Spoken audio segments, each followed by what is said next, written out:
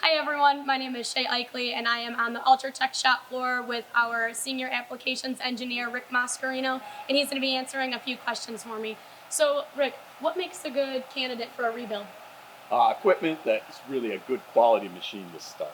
Machines, larger machine tools, machines with high axis count, and especially equipment that has a high replacement cost.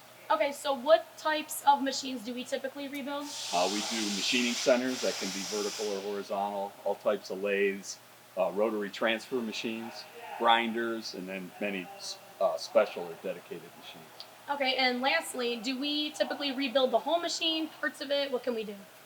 We do a lot of complete rebuilds, but we also do just unit rebuilds as well. And maybe that's a spindle, a slide, a turret, or a tool changer, something like that. And in some cases, we do complete rebuilds and control retrofit packages.